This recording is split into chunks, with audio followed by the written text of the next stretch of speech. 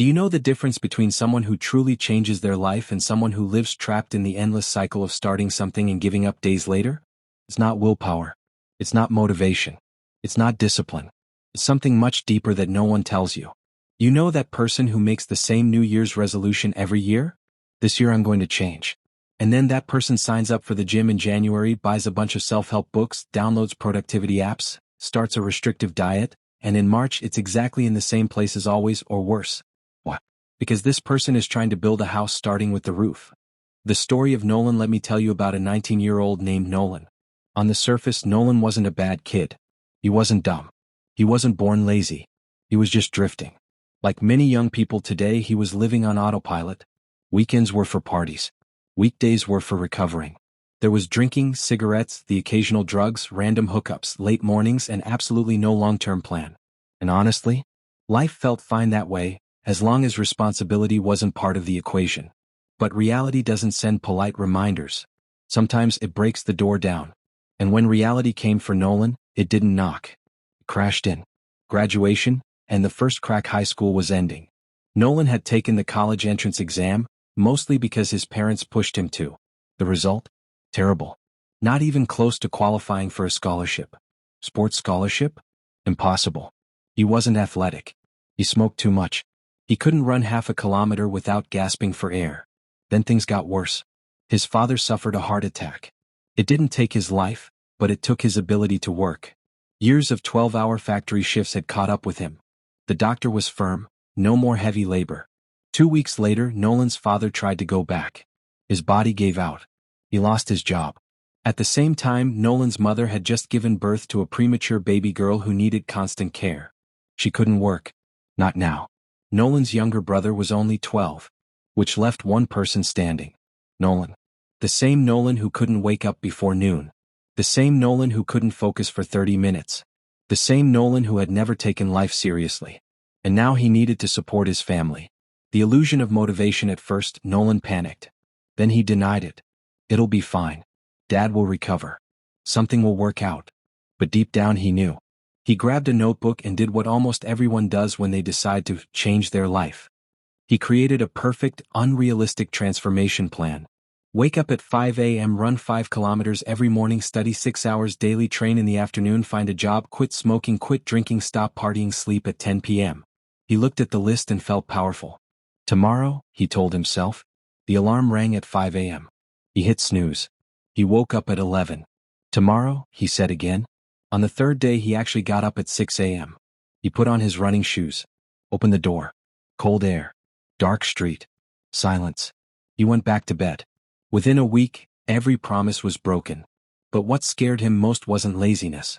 It was this: he couldn't focus. He would sit down to study. Open a book. Read one page. His mind would drift. He'd grab his phone just for a second. 3 hours later he was still scrolling. Instagram. YouTube. Anything for that quick hit of dopamine. When he tried running again, he barely made 500 meters. Bent over, coughing, lungs burning from years of cigarettes. And that's when the thought hit him: I have zero discipline. I can't even control myself. For the first time in his life, Nolan felt completely exposed. Chapter 2. The Accidental Discovery. One Tuesday afternoon, Nolan was lying in bed. He should have been job hunting. He should have been studying. Instead, he was watching random videos on YouTube. Then the algorithm did something strange. Between comedy clips and music videos, a title appeared: Kaizen, How the Japanese Build Habits That Actually Last. Normally he would have skipped it, but something about it made him click. The video told the story of a man who lost 50 kilos, not through extreme dieting, but by improving just 1% every day. Then the speaker said something that felt personal: You're not failing because you lack discipline. You're failing because you're trying to redesign your entire life overnight.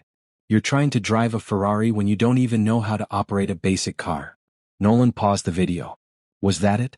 Was the problem not his willpower, but his strategy? The video explained, Kaizen isn't about dramatic change. It's about tiny, consistent improvement. If you improve 1% every day, the compounding effect over a year isn't small, it's exponential. But the line that truly stuck was this: forget motivation. Forget 30-day transformations. You don't need a goal. You need a system. That word echoed. System. Nolan began researching more about Kaizen. That's when he discovered the book Atomic Habits by James Clear. He didn't have money to buy it, so he found a digital copy and started reading. One idea hit him hard: you don't rise to the level of your goals.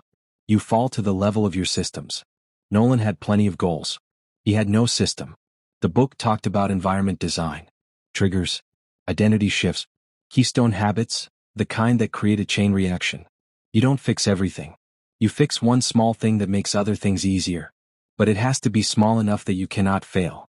That's when Nolan asked himself, what's the smallest habit I can start today? Wake up at 5 a.m.? Too hard. Run 5 kilometers? Impossible. Study 6 hours? His brain couldn't handle 6 minutes. So what was left? Then he remembered something from the video. Start ridiculously small. So small that it feels almost stupid. That night, Nolan made a decision. He wouldn't transform his life. He would read 5 pages before bed. That's it. 5 pages. No more. No less. 5 pages were impossible to excuse. And for the first time in weeks, the goal didn't feel overwhelming. It felt doable. And that's where everything began to change. It wasn't impressive. It wasn't inspiring. But it was possible. And that's what changed everything. That day, Nolan learned a rule he'd never forget. Possible beats perfect. Every time. Chapter 3. The first 14 days Nolan didn't announce his decision to anyone. Mostly because it wasn't a plan. It was just one tiny rule: read 5 pages before sleeping. Night 1 he read them. When he finished, he laughed quietly to himself. That's it. Nothing in his life looked different. Night 2, 5 pages again. Night 3 he almost skipped it. He was already half asleep when he remembered. He sat up, grabbed his phone, and forced himself to read. By night 7 something strange happened. He finished the 5 pages, and wanted to keep going. But he stopped. Why? Because the rule wasn't to read more. The rule was to never break consistency. James Clear explains it like this: the goal isn't intensity, it's identity. Every repetition tells your brain, this is who I am now. By day 10, Nolan noticed something new. He was looking forward to reading time. Not because the book was thrilling, but because it was the only promise he had kept to himself in years. For the first time he could say, I do what I say I'll do. By day 14, Nolan had finished about 70 pages. And the ideas were finally clicking. Habits don't change you, they expose you. Every habit follows 4 steps: trigger, desire, action, reward. Make habits obvious, attractive, easy, and satisfying. Never miss twice. 1 failure is human. 2 becomes a pattern. But one idea shook him most. You don't need to become the person you want to be. You only need to prove that person exists, through tiny actions. For 19 years, Nolan had proven he was undisciplined. Now, page by page, he was proving something else. That's when he decided to add a second habit. Not randomly, strategically. He remembered keystone habits. 1 habit that makes others easier. What could unlock everything? Movement. If he moved in the morning, his brain would wake up. If his brain woke up, studying became easier. If studying improved, the exam became possible. If the exam improved, scholarships became real. It all began with motion. But Nolan still couldn't run 500 meters. So he used Kaizen again. What was the smallest version of movement? Not jogging. Not training. Just walking to the mailbox and back. About 200 meters total. Anyone could do that. So the system became simple. Morning, walk to the mailbox. Night, read 5 pages. 2 habits. Small. Possible. Repeatable. And quietly, life started shifting. Chapter 4. The warehouse opportunity. On day 21, Nolan was heading toward the mailbox when his neighbor, Mr. Patterson, was getting into his truck. Mr. Patterson laughed. Nolan, you're awake before 7? Did the planet change orbit? Nolan smiled. I'm trying to fix my life. Mr. Patterson studied him. Not with doubt, with respect. That's good, kid. Consistency builds character.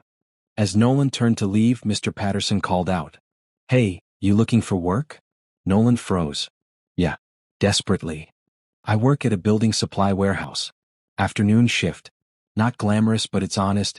Want me to put in a word? Nolan's heart jumped. Seriously? That'd mean everything. Be there tomorrow at 2. Say you know me. The next day, Nolan walked into the warehouse and walked out with a job. Shift, 2 p.m. to 10 p.m. Pay, minimum wage. Work, heavy boxes, inventory, customers, long hours. But it was income. And his family needed it.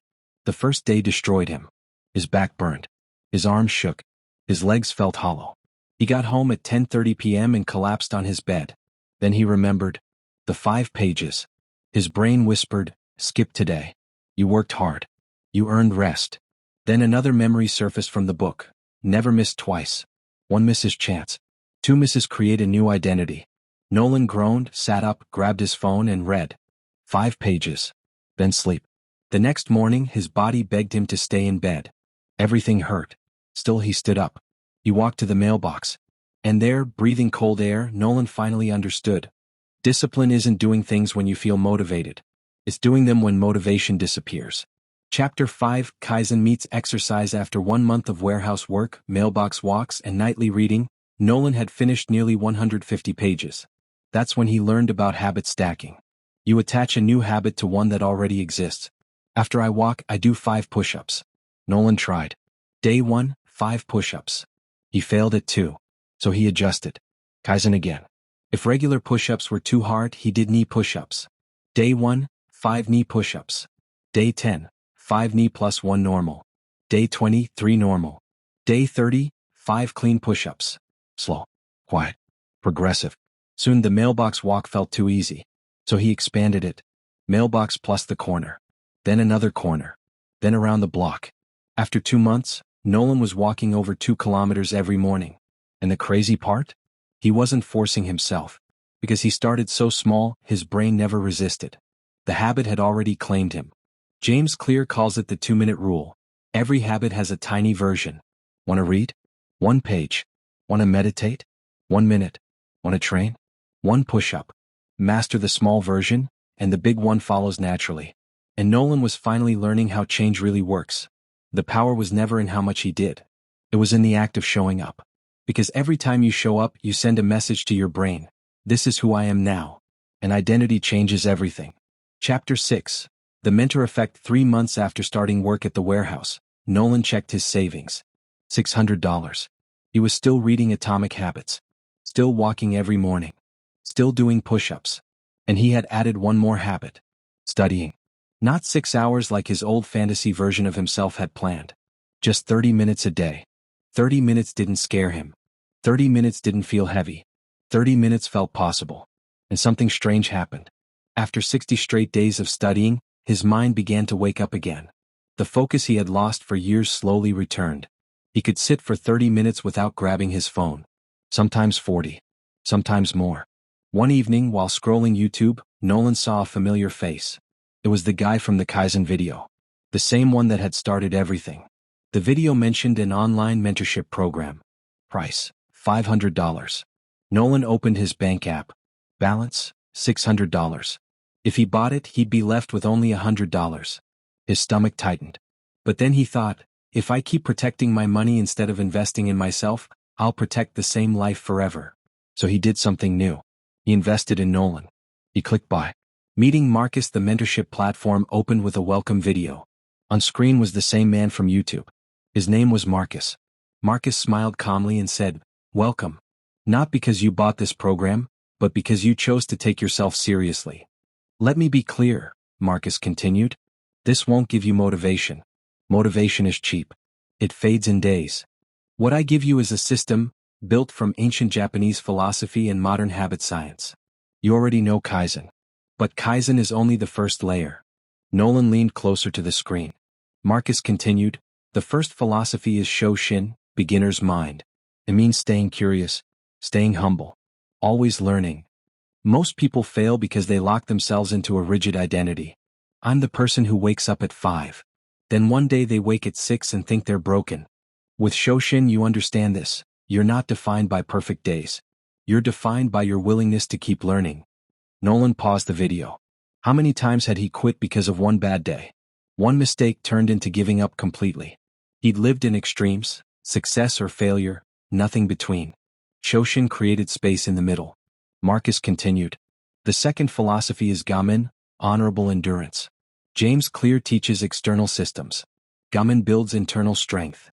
There will be days when your environment isn't supportive. When you're tired. When quitting feels logical. Gaman is staying steady through discomfort. Nolan started taking notes. Then Marcus said, the third philosophy is Shuhari, the stages of mastery. Follow the rules. Adapt the rules. Transcend the rules. At first, don't customize. Don't innovate. Just follow the system exactly. Later you adjust. Eventually it becomes who you are. That clicked. Nolan realized he was still in Shu, learning by repetition, and that was okay. Marcus continued. The fourth philosophy is Ichigo Ichie. One moment, one meeting. Every moment is unique. This walk you take today will never exist again. This page you read only once. This workout, one of a kind. When you understand this, habits stop being automatic. They become intentional. Nolan felt something shift.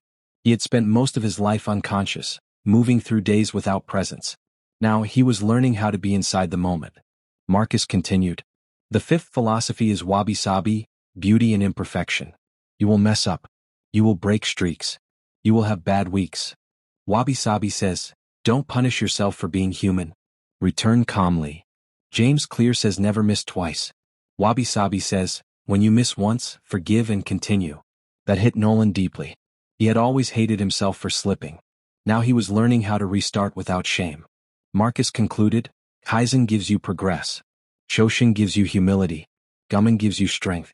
Shuhari gives you structure. Ichigo Ichie gives you presence. Wabi-Sabi gives you compassion.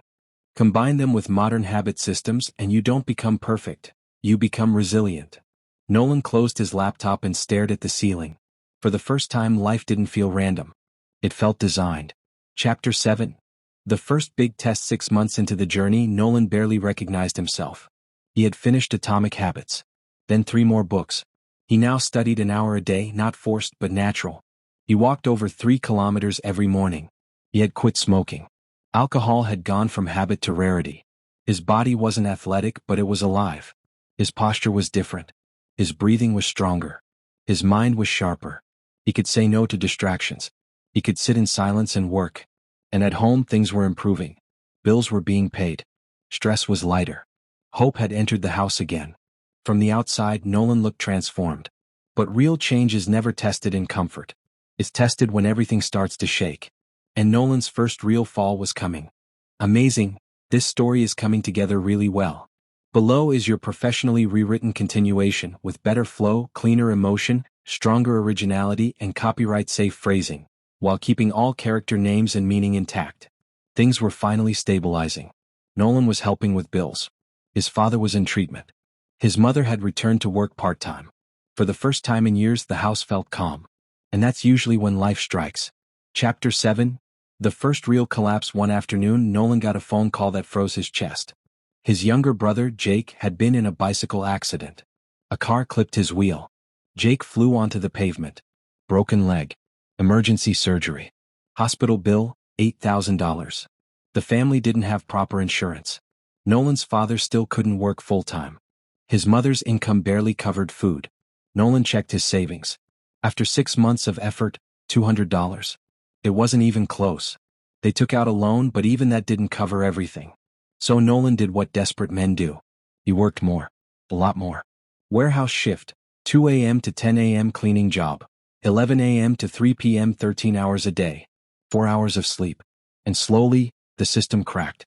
No morning walks. No studying. No reading. No push-ups. Cigarettes came back. Alcohol followed. Fast food replaced cooking. In 2 weeks, 6 months of progress slipped away. And the worst part? Nolan saw it happening. But exhaustion makes you careless. One night at 4 a.m., lying in bed with his mind racing and an alarm set for 3 hours later, Nolan opened the mentorship platform. There was a Q&A section. He typed, I failed. I broke everything. I don't know if I can come back. The reply came the next day. From Marcus. Nolan, watched this video. It's about Wabi-Sabi and Gaman. Falling without breaking. Nolan opened the video. Marcus was sitting in a quiet Japanese garden. He spoke calmly. If you're here, you probably didn't just stumble. You crashed. And now you're telling yourself you lost everything. But here's the truth. You never return to zero. Progress isn't a straight line. It's a spiral. Sometimes you move backward, but on a higher level. You already proved you can build habits. That proof doesn't disappear because life hit you hard. Marcus leaned closer to the camera. Now listen carefully. Choose the smallest habit you broke. The easiest one. And restart only that. Forget the rest. One habit. One action. One proof. Nolan paused the video. What was the easiest habit to restart? Not walking kilometers. Not studying an hour. Reading 5 pages. No matter how tired he was, 5 pages were possible. That night, Nolan read 5 pages. The next night again. On the third day, he woke 10 minutes earlier and walked to the mailbox. Only 200 meters. On the fourth day, 5 push-ups. And something familiar returned. The spark. He wasn't back at full power. But he was back in motion. And motion beats nothing every time. Chapter 8. Discovering Ikigai. 2 months after the fall, Nolan had rebuilt most of his habits. Not perfectly. Not aggressively. But consistently. And a question started bothering him. Why am I doing all this? At first, it was survival. Support the family. Fix my life. But now, inside the mentorship platform, Nolan noticed a module he had skipped. Ikigai. He clicked it. Marcus began, Ikigai may be the most important philosophy of all. It means your reason for being. The reason you wake up. In the Western sense, it sits between 4 questions. What do you love? What are you good at? What does the world need? What can you be paid for? If something touches all 4, you've found your professional Ikigai. Then Marcus added, but the Eastern meaning is deeper. Your Ikigai doesn't have to change the world. It can be simple. Caring for your family. Doing your job well. Being reliable. What matters is that it's honest. Nolan paused the video and opened a notebook. What do I love? My family. My brother. Making my parents proud. What am I getting good at? Showing up. Being consistent. Not quitting. What does the world need? People who stay when things get hard. What can I be paid for? I'm building skills. Studying. Becoming useful. He stared at the page. And it clicked. His Ikigai wasn't money. It wasn't fame. It was becoming a man his family could depend on. The one who shows up. The one who doesn't disappear when life gets heavy. And once Nolan felt that, everything shifted. He wasn't walking to get fit. He was walking because dependable men take care of their bodies. He wasn't studying to pass an exam. He was studying because reliable men invest in themselves. He wasn't working long hours because he had to. He was working because present men do what's required. Motivation fades. Purpose stays. Only now did Nolan realize, he hadn't just built habits. He had built identity. Chapter 9. The examination. 1 year after starting his journey, Nolan retook the entrance exam. He had studied for 1 hour a day for 10 months. Not perfectly. Some weeks only 3 days. But in total, over 250 focused hours. That adds up. He sat the exam. Walked out unsure. 3 weeks later the letter arrived. Hands shaking, Nolan opened it. He didn't get a perfect score. But he got something better. A partial scholarship. 50% of tuition covered. He ran to his parents. His mother cried. His father hugged him. I always knew you had it in you. Nolan laughed softly. Dad, you watched me waste years. His father smiled. When you started waking up early and walking, I saw a different man. That wasn't my son anymore. That was someone stronger. Nolan felt his chest tighten. For the first time in his life, he was proud of himself. Chapter 10. University and the new system. Nolan enrolled in business administration. Not flashy, but practical. And he didn't chase perfection. He chased consistency. Instead of 8-hour study days, he used Kaizen. 30 minutes per subject. Every day. While others crammed before exams, Nolan prepared daily. He kept working at the warehouse but reduced hours. 6 hours a day instead of 13. He kept walking every morning. Not out of pressure, but out of identity. Because that's who Nolan had become. Now it was 5 kilometers. He kept reading too. First, 5 pages a day. Then 10. Then slowly 20. Not overnight. Not by force. After 2 years, 20 pages felt natural. And that's when Nolan realized something powerful. You don't need discipline once something becomes your identity. He wasn't a guy trying to wake up early anymore. He was simply a guy who wakes up early. He wasn't someone forcing himself to study. He was someone who studies. Because when something is part of who you are, you don't argue with yourself. You just act. Chapter 11. The college group. In college, Nolan made a small group of friends. One of them was Tyler. Tyler looked exactly like Nolan from 2 years ago. Parties. Drinking. Skipping work. Always saying, I'll start tomorrow. One morning, Tyler saw Nolan getting ready at 6 a.m. Bro, how do you even do that? Tyler laughed. I can't wake up for my 10 a.m. class. Nolan smiled. Tyler, 2 years ago neither could I. So what changed? Nolan shrugged. I stopped trying to be perfect. I started trying to be consistent. He sat beside him. You really want the real answer? Tyler nodded. Yeah, I do. Nolan told him everything. About his sick father. About his brother's accident. About needing to support his family. About failing when he tried to change everything at once. He talked about Kaizen. Starting with 5 pages. Walking only to the mailbox. He talked about James Clear. About identity, environment, and small triggers. He mentioned Japanese ideas, Shoshin, Gaman, Shuhari, Ichigo Ichie, Wabi-Sabi, Ikigai. Tyler stayed quiet. Then finally he said, Man, that's a lot. Where do I even start? Nolan answered calmly. Pick one tiny thing. The smallest thing possible. Do it every day for 2 weeks. Like what? You want to wake up earlier? Then wake up just 30 minutes earlier tomorrow. Not 6 a.m. Just 30 minutes earlier than usual. And then? You repeat it for 14 days. On day 15 you add one more habit. Only one. Tyler tried it. He started waking up 30 minutes earlier. It worked. After 2 weeks he added 10 minutes of reading at night. After 2 months he wasn't perfect, but he was different. And Nolan learned something important. When you change, you quietly give permission for others to change too. Chapter 12, 3 years later. Nolan is 22 now. He graduated college. He works at a logistics company. Not a CEO. Not a millionaire. But earning enough to support his family with peace. His father returned to work. Lighter duties, better health. His brother recovered and went back to school.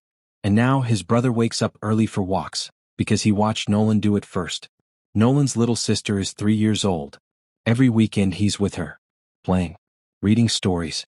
Being present. And the habits? He still wakes early. He still walks. He still reads. He still studies. Now he's learning about investing. But here's the strange part. He doesn't think about motivation anymore. He doesn't force himself. It's just who he is. When people ask, how are you so disciplined? Nolan replies, it's not discipline. It's identity.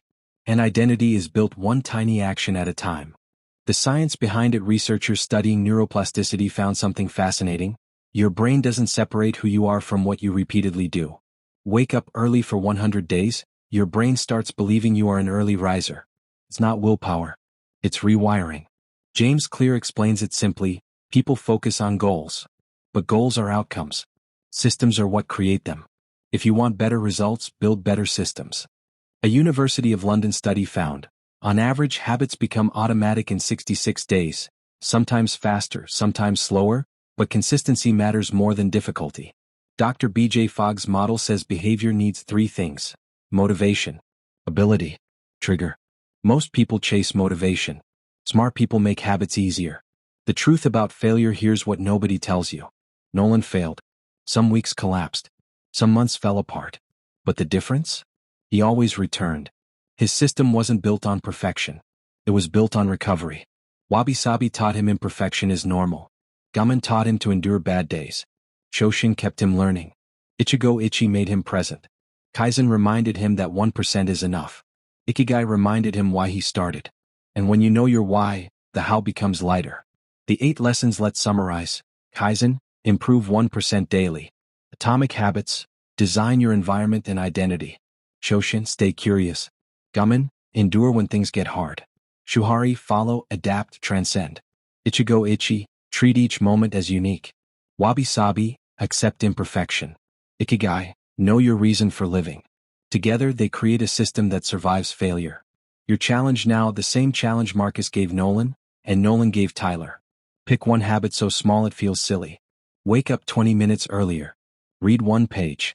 Do 10 push-ups. Meditate for 1 minute. Study for 25 minutes. Just one. Do it for 14 days. Nothing extra. No shortcuts. By day 14 you won't just build a habit. You'll prove something bigger, that you can keep promises to yourself. And once you trust yourself, everything changes. Add one more habit. Then another. And slowly, you become someone new. Not by forcing change, but by building identity. The closing. Nolan took 3 years. Maybe you'll take 1. Maybe 2. Time will pass anyway. So the real question is, in 3 years will you be the same person? or someone who kept every promise they made to themselves? The choice is yours.